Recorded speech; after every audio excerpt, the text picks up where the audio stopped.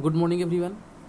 तो हम लोग करंट इलेक्ट्रिसिटी पढ़ रहे थे और करंट इलेक्ट्रिसिटी में हम लोग बेसिक्स ऑफ करंट देख चुके थे, बैटरी के बारे में पढ़ चुके थे, केवीएल के बारे में पढ़ चुके थे, केसीएल कैसे लगाते हैं वो पढ़ चुके थे और basis on the KVL and KCL branches में कैसे करंट फाइंड आउट होते हैं वो सब हम लोग पढ़ चुके थे, निकाल चुके थे। ठीक है, आज हम लोग सीरीज और पैरेलल कॉम्बिनेशन के बारे में पढ़ने वाले हैं, जो कि आप लोग थोड़ा बहुत क्लास 10th में भी पढ़ चुके हो इसको। ठीक है, तो इतना डिफिकल्टी नहीं आने वाली है इस टॉपिक में, तो 12th में थोड़ा सा आगे पढ़ेंगे हम लोग। लेकिन पहले बेसिक से शुरू करते हैं कि सीरीज कॉम्बिनेशन ऑफ रेजिस्टेंस। ठीक है, तो when resistance are connected as shown between A and B, जैसा कि हम यहाँ पे दिखाए हैं, अगर इस तरह से सर्किट में रेजिस्टेंस जुड़ा हुआ है तो हम कहेंगे कि ये सीरीज कॉम्बिनेशन है। कैसा कॉम्बिनेशन है? सीरीज। इसका एक पहचान ये है कि यहाँ से करंट जितना जाएगा उतना ही करंट इसमें जाएगा, उतना ही करंट इसमें जाएगा। अगर सारे रेजिस्टेंस में सेम करंट फ्लो हो रहा है तभी कहेंगे कि ये सीरीज कॉम्बिनेशन है। अगर करंट अलग हो गया, जैसे कि यहाँ से कोई एक रेजिस्टेंस निकाल दिए और करंट यहाँ आके डिस्ट्रीब्यूट हो गया, तो हम इसको सीरीज नहीं कहेंगे, भले ही एक साथ जुड़ा हुआ, यहाँ से यहाँ, यहाँ से यहाँ, यहाँ से यहाँ, यहाँ से यहाँ। लेकिन अगर बीच में कोई भी रेजिस्टेंस निकल गया तो सीरीज में नहीं कहलाएगा। ठीक है, जैसे कि यहाँ पे दिखाए हैं, यहाँ पे भी 3 रेजिस्टेंस था और तीनों ऐसे से जुड़ा हुआ था, लेकिन बीच में एक ब्रांचिंग आ गया, करंट यहाँ से जाएगा, यहाँ से जाएगा, यहाँ से जाएगा, लेकिन कुछ करंट यहाँ चला जाएगा, करंट डिस्ट्रीब्यूट हो गया, तो अब ये सीरीज नहीं कहलाएगा। ठीक है, तो ये ध्यान में रखना है कि ये सीरीज है कि नहीं। इंपॉर्टेंट क्या है कि same current flow through all resistance, सब में क्या होना चाहिए? सेम करंट होना चाहिए। और अगर ऐसा है तो हम सारे रेजिस्टेंस के बदले एक इक्विवेलेंट रेजिस्टेंस दे सकते हैं, सबको एक सिंगल रेजिस्टेंस से हम लोग रिप्लेस कर सकते हैं। ठीक है, पूरे सीरीज कॉम्बिनेशन का, और इसके थ्रू हम लोग करंट निकाल सकते हैं या कुछ भी निकाल सकते हैं। जैसे यहाँ पे देखते हैं, यहाँ पे एक रेजिस्टेंस था R1, ये था R2, ये था R3, और करंट किधर से फ्लो हुआ? इधर से, मतलब ये हायर पोटेंशियल था और ये वाला एंड लोअर था। इस रेजिस्टेंस के लिए करंट ऐसे जा रहा है, तो इस रेजिस्टेंस के लिए हायर पोटेंशियल है, ये लोअर पोटेंशियल है। इस रेजिस्टेंस के लिए हायर पोटेंशियल हो गया, ये लोअर पोटेंशियल हो गया, क्योंकि करंट जिधर से फ्लो होता है रेजिस्टेंस पे वो हायर पोटेंशियल होता है। तो प्लस माइनस यहाँ पे हमने वोल्टेज का दिखा दिया है, प्लस माइनस ये दिखाया हुआ है। ठीक है, और इसमें एक बैटरी जोड़ा हुआ है। ठीक है, अब सारे रेजिस्टेंस के बदले हमने एक रेजिस्टेंस बना दिया, और यहाँ बैटरी था तो बैटरी कर दिया, करंट यहाँ से निकल रहा था, जा रहा था, और जितना करंट जा रहा था उतना करंट अभी भी जा रहा है। तो यहाँ पे क्या हो जाएगा? E equal to I into R equivalent. E equal to क्या हो जाएगा? I into R equivalent. ठीक है, R equivalent should same R equivalent should have same electrical characteristic as that of combination. और इसकी जितनी भी कैरेक्टरिस्टिक है वो चेंज नहीं होना चाहिए, उतना ही आना चाहिए।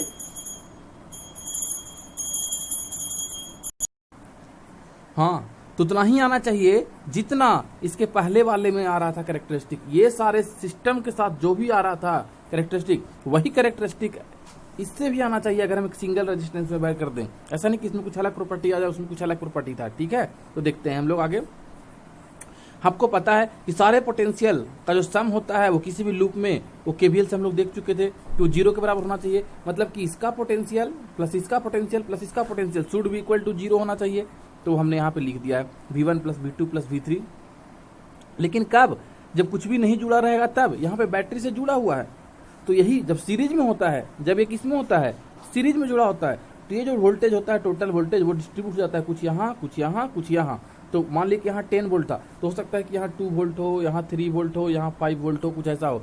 तो V1 plus V2 plus V3 equal to capital E। तो लिख दिया V1 plus V2 plus V3 equal to capital E। V equal to क्या होता है? IR। तो हमने लिख दिया V1 equal to IR1, V2 equal to IR2, V3 equal to IR3। E था तो E था। अब देखो IR1 plus IR2 plus IR3 equal to क्या हुआ? I। अगर हम यहाँ से I कॉमन ले लें, यहाँ से अगर हम I कॉमन ले लें तो हम कह सकते हैं कि I into R1 plus R2 plus R3 लिख सकते हैं। और देखिए ये E इजिकल टू, स्टार्टिंग में ही हम एक इक्वेशन लिखे थे, देखिए E equal to I into R equivalent. तो हम वहाँ पे लाके पुट कर सकते हैं क्या कि इजिकल टू आई इक्विवेलेंट, तो उसको हम वहाँ पे पुट कर दे रहे हैं। ठीक है, तो हमने यहाँ पे, यहाँ से आया ये वाला वैल्यू, और E इजिकल टू पिछला से आई इंटू आर इक्विवेलेंट, ये लाके हमने पुट कर दिया। आई कॉमन लिया तो R1 plus R2 plus R3 equal to I से आई कैंसिल हो गया, तो R equivalent equal to R1 plus R2 plus R3 हमको मिल गया। तो जब भी रेजिस्टेंस सीरीज में जुड़ा हो और उसका इक्विवेलेंट निकालना हो तो सारे रेजिस्टेंस को ऐड कर दीजिए, तो वही उसका इक्विवेलेंट रेजिस्टेंस होगा। ठीक है, पावर से देखते हैं, पावर क्या होता है, P इजिकल टू क्या होता था, पावर इजिकल टू क्या होता था, आई स्क्वायर आर होता था कि नहीं होता था। तो बोल सकते हैं क्या कि power equal to I square R1, जितना पहला का होगा रेजिस्टेंस का, दूसरा का रेजिस्टेंस, सब मूल की टोटल पावर दिया होगा कुछ P। और पहले बोले थे जब सीरीज में रुका हो, लगा हो और रेजिस्टेंस को हम इक्विवेलेंट में करते हैं तो कैरेक्टरिस्टिक चेंज नहीं होना चाहिए। यानी कि जो सिंगल रेजिस्टेंस हम वहां पे जोड़े थे, यहाँ पे बैटरी लगाए थे और यहाँ पे करंट दिए थे, वहां पे जो प्रॉपर्टीज होगा वही प्रॉपर्टीज इसका भी होना चाहिए। तो हम बोल सकते हैं कि वहां से कि P इजिकल टू आई, अगर ये सिंगल रेजिस्टेंस होता, अगर ये क्या होता, सिंगल रेजिस्टेंस होता, एक ही रेजिस्टेंस के साथ जुड़ा होता, तो हम आई स्क्वायर इंटू आर इक्विवेलेंट लिखते, पावर इजिकल टू, अगर इक्विवेलेंट बना देते तो। और ये भी तो उसी सर्किट का है, तो कैरेक्टरिस्टिक में चेंज होना नहीं चाहिए, मतलब कि ये वाला और ये वाला दोनों सेम होना चाहिए। तो हम दोनों को इक्वेट कर दे रहे हैं। तो फिर से आई स्क्वायर से आई स्क्वायर कैंसिल हो गया, तो R equivalent equal to R1 plus R2 plus R3 आ गया। सेम आएगा क्योंकि कॉन्सेप्ट है, सबसे सेम आना चाहिए। अगर सीरीज में है तो यही आंसर आना चाहिए, अगर सीरीज में है तो यही आएगा, चाहे पावर से निकालो चाहे बैटरी से निकालो। ठीक है, V1 equal to IR1, V2 equal to IR2, V3 equal to IR3। इसका मतलब क्या हुआ कि जितना करंट तो सब में सेम फ्लो हो रहा है, चूंकि सीरीज में है। जब सीरीज में रहता है तो करंट सेम फ्लो होता है, लेकिन अलग अलग क्या है, डिफरेंट क्या है, R। और जितना R है उतना ज्यादा वोल्टेज ड्रॉप होगा कि नहीं होगा, R पे डिपेंड कर रहा है, यानी कि V directly proportional to R। जब सीरीज में रेजिस्टेंस जुड़ा होता है तो उसके क्रॉस जो पोटेंशियल डिफरेंस होता है वो डायरेक्टली प्रोपोर्शनल टू रेजिस्टेंस होता है। Greater the resistance greater the voltage drop across the register. ठीक है, ये भी देख चुके। अब हम लोग देखते हैं पैरेलल कॉम्बिनेशन। कौन सा कॉम्बिनेशन, पैरेलल कॉम्बिनेशन। तो they are connected between A and B as shown. वो कैसा जुड़ा रहेगा, जो इसमें दिखाया गया। देखो, एक रेजिस्टेंस ये है, दूसरा ये है, तीसरा ये है, और ये तीनों का मुंडी एक साथ कनेक्टेड है, ये इधर का तीनों का मुंडी एक साथ कनेक्टेड है। देखो पहचानने का तरीका, देखो यहाँ पे एक बैटरी लगा था, एक कॉर्नर पे हमने जीरो मान लिया, एक कॉर्नर पे हमने क्या मान लिया, जीरो। तो यहाँ पे भी क्या होगा, जीरो। तो यहाँ पे भी क्या होगा, जीरो। तो यहाँ पे भी क्या होगा, जीरो। यहाँ पे भी क्या होगा, जीरो। यहाँ पे भी क्या होगा, जीरो। कोई दिक्कत। अब देखो ये जीरो, तो ये भी क्या होगा, जीरो। इधर भी क्या होगा, जीरो। और टोटल ई है, तो यहाँ पे क्या हो जाएगा, ई, तभी ना जीरो रहेगा। E minus zero equal to ई। अब यहाँ पे ई है, यहाँ पे भी क्या हो जाएगा, ई, क्योंकि रेजिस्टेंस नहीं जुड़ा हुआ है कुछ। यहाँ पे भी ई, यहाँ पे भी ई, यहाँ पे भी ई, यहाँ पे भी ई, ई, ई। तो देखो इसमें खास बात क्या दिखा कि इस तीनों रेजिस्टेंस का, R1 का, R2 का, R3 का, ये तीनों का जो इस साइड का जो पोटेंशियल है वो इक्वल है। देखो जीरो जीरो जीरो, कुछ भी हो सकता है, जरूरी नहीं कि जीरो ही हो, लेकिन इंपॉर्टेंट क्या है कि इक्वल है। जितना R1 का है उतना ही R2 का है, उतना ही R3 का है। सिमिलरली इस साइड में भी जितना R1 का पोटेंशियल है उतना ही R2 का है, उतना ही R3 का है। इस क्वेश्चन में, पर्टिकुलर क्वेश्चन में दोनों का ई है कि नहीं है। तो जब भी कुछ ऐसा रेजिस्टेंस का सीक्वेंस बना हो कि एक तरफ का सारा पोटेंशियल सेम हो और दूसरे तरफ का भी उसका पोटेंशियल सबका सेम हो, तो ऐसे रेजिस्टेंस पैरेलल कॉम्बिनेशन कहलाएंगे। ठीक है, सीरीज में क्या था कि सबका करंट सेम हो, लेकिन इसमें क्या होना चाहिए कि सबका पोटेंशियल डिफरेंस सेम हो। इसका पोटेंशियल R1 का डिफरेंस कितना हो गया, E माइनस जीरो। इसका कितना हुआ, E माइनस जीरो, और इसका भी कितना हुआ, E माइनस जीरो। तो potential difference across R1 is equal to R2 is equal to R3। तो इसमें इंपॉर्टेंट क्या है कि पोटेंशियल डिफरेंस सेम होना चाहिए। ठीक है, तो उसको कन्वर्ट कर दिया हम लोग सारे रेजिस्टेंस को एक रेजिस्टेंस से, और ये बैटरी लगा दिया, ई दे दिया, और यहाँ से हम बोल सकते हैं E equal to I into R equivalent, और कह सकते हैं I equal to E by R equivalent. इसको उठा के इधर लेके चले जाओ। ठीक है, अब इस रेजिस्टेंस के क्रॉस देखेंगे VA माइनस VB, तो क्या हो जाएगा, I into R equivalent. VA minus VB, E जो है वो क्या है, VA माइनस VB ही तो है, पोटेंशियल डिफरेंस अक्रॉस AB ही तो ई है यहाँ पे। उसको लिख सकते हैं VA माइनस VB, ई के बदले, और आर इक्विवेलेंट को लेकर मल्टीप्लाई कर दो तो आई इंटू आर इक्विवेलेंट हो गया। ठीक है, तो potential difference across each resistance is same, अभी बताए थे। और दूसरी बात कि देखो यहाँ से कुछ करंट गया होगा, यहाँ से कुछ करंट निकला होगा आई, यहाँ तक गया तो आई, यहाँ तक गया तो आई। अब यहाँ पे जाके तीन रास्ता मिला इसको जाने का, एक इधर जाने का, एक इधर जाने का, और एक इधर जाने का। तीनों में डिस्ट्रीब्यूट हो गया, कुछ इधर, कुछ इधर, कुछ इधर। ठीक है, अगर ऐसे समझ नहीं आ रहा है तो KCL लगा देना। KCL से ही पता चल रहा है कि I equal to I1 plus I2 plus I3 होगा। देख लो, दूर दूर जा रहा है, I1 अंदर आ रहा है, I अंदर आ रहा है, तो वहां से हम लोग बोल दिए कि I equal to I1 plus I2 plus I3। I1 क्या है, E अपॉन R1, I2 क्या है, E2 अपॉन R2, और I3 क्या है, E3 अपॉन R3। ठीक है, अब दोनों का जो E1, E2 और E3 है, अभी दिखाए थे हम सर्किट से कि इसका E1 कितना है, E माइनस जीरो, सेकंड वाले का कितना है E माइनस जीरो, थर्ड वाले का भी कितना है E माइनस जीरो, मतलब कि जितना E1 है उतना ही E2 है उतना ही E3 है, और सब कितना के बराबर है E के बराबर है कि नहीं है। तो हमने यहाँ पे E ला के पुट कर दिया, ठीक है। तो हमने यहाँ पे सब जगह पे E/R1 E/R2 E/R3 कर दिया, और इसको ले जाकर उठा के यहाँ पे पुट कर दिया, पुट कर देते हैं। तो क्या हो जाएगा, I इजिकल टू क्या ले सकते हैं E बटा R इक्विवेलेंट, अभी पीछे निकाल लेते हैं I1 is equal to E/R1 E/R2 E/R3। अब तीनों से E कॉमन ले लो और कैंसिल कर दो, तो क्या बचेगा 1/R equivalent equal to 1/R1 plus 1/R2 plus 1/R3। तो जब पैरेलल में होगा तो उसका इक्विवेलेंट ऐसे निकालेंगे, ठीक है। सीरीज में होगा तो सिंपली जोड़ देंगे, और पैरेलल में होगा तो ऐसे निकालेंगे, ठीक है। अब हमको पता है कि V इजिकल टू क्या होता है IR, V इजिकल टू क्या होता है, V इजिकल टू क्या होता है IR। तो I इजिकल टू क्या हो जाएगा V/R, I इजिकल टू क्या हो जाएगा V/R। पावर इजिकल टू क्या होता है I²R, I इजिकल टू क्या होता है VR। तो स्क्वायर करेंगे तो क्या हो जाएगा V²R², तो हालांकि पुट कर दिया V²R², और इंटू क्या था R, एक R से एक स्क्वायर कट गया, तो क्या बचा power equal to V²/R, power equal to क्या बचा V²/R। अब हम देखते हैं कि पावर फार्मूला से क्या सेम फार्मूला आता है, अगर सही होगा तो सेम फार्मूला आना चाहिए। तो देखिए पावर ऑफ कॉम्बिनेशन, टोटल कितना पावर लिया होगा, तो पहला वाला सर्किट से V²/R1 निकला होगा, दूसरा वाले से V²/R2, तीसरे वाले से V²/R3। सब में हम V क्यों बोल रहे हैं, V बोलो या E बोलो सेम ही है, क्योंकि तीनों में इक्वल है, तीनों में इक्वल डिस्ट्रीब्यूट हुआ है पैरेलल में। V1 V2 V3 equal to V बोलो या E बोलो, अभी पिछला भी देखे थे, ठीक है। तो चलिए यहाँ से निकल गया, और ये तीनों किसके बराबर होगा, इक्विवेलेंट पावर के बराबर होगा, और इक्विवेलेंट पावर कितना के बराबर है V²/R इक्विवेलेंट के बराबर होगा। तो यहाँ से देखिए फ्रॉम इक्विवेलेंट डायग्राम कह सकते हैं P is equal to V²/R equivalent. तो यहाँ से हम लिख दिए P is equal to V²/R equivalent, और यहाँ पे हम लोग पावर इजिकल टू निकाल रहे हैं, ये वो ला के दोनों को इक्वेट करा दो, ये ला के इक्वेट करा दिया। अब V² यहाँ भी कॉमन ले लो, यहाँ भी ले लो, यहाँ भी ले लो, यहाँ भी ले लो, सब कट जाएगा। तो बचेगा कितना 1/R equivalent equal to 1/R1 plus 1/R2 plus 1/R3। आया कि नहीं आया। तो फार्मूला अगर है सेम है और सेम सीक्वेंस है, सेम रेजिस्टेंस है, तो सेम ही डेरिवेशन आएगा। सेम ही मतलब डेरिवेशन का प्रोसेस अलग हो सकता है, लेकिन आंसर तो सेम ही आएगा, इसलिए सेम आया है, ठीक है।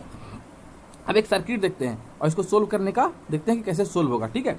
देखिए एक सर्किट है, 3 रेजिस्टेंस दिया हुआ है R1 R2 R3, यहाँ पे पोटेंशियल E दिया हुआ है, यहाँ से करंट निकला होगा और 3 ब्रांच मिला होगा, कुछ करंट इधर कुछ करंट इधर कुछ करंट इधर आ गया है, ठीक है, कोई दिक्कत नहीं है। अब VA माइनस VB, अगर हम पहले वाले की बात करें, इस सर्किट की बात करें, तो जितना वोल्टेज ड्रॉप ए दोनों के बीच में होगा वो कितना होगा, ए वाला पॉइंट ए है तो ये वाला पॉइंट भी ए होगा, और ये वाला पॉइंट बी है तो ये वाला भी पॉइंट बी होगा। तो VA माइनस VB हम बोल सकते हैं, VA माइनस VB इस सर्किट की बात कर रहे हैं, इजिकल टू हम बोल सकते हैं इस करंट पे कितना करंट जा रहा है I, और I इंटू R1 के बराबर होगा कि नहीं होगा। तो वही लिख दिए हैं हम, VA minus VB is equal to I1 into R1, ठीक है। अगर इस सर्किट को एक इक्विवेलेंट सर्किट से कन्वर्ट कर दिया जाता, अगर इस सर्किट को एक इक्विवेलेंट सर्किट से ऐसे रहता और ऐसे लाके ऐसे E जोड़ देते, और यहाँ से करंट I निकलता और ये इक्विवेलेंट R इक्विवेलेंट होता, और ये तो पॉइंट ए ही था, ये पॉइंट बी था, तो हम क्या बोलते VA into VB is equal to जो टोटल करंट निकाल रहा था I इंटू R इक्विवेलेंट बोलते ना, तो वो हम बोल सकते हैं कि VA minus VB is equal to I into R equivalent होगा। कहाँ से भाई, तो इक्विवेलेंट सर्किट से। अब दोनों तो VA माइनस VB ही है, दोनों तो VA माइनस VB ही है, देख लो ये भी VA माइनस VB है, ये भी VA माइनस VB है, तो दोनों को इक्वेट करा सकते हैं।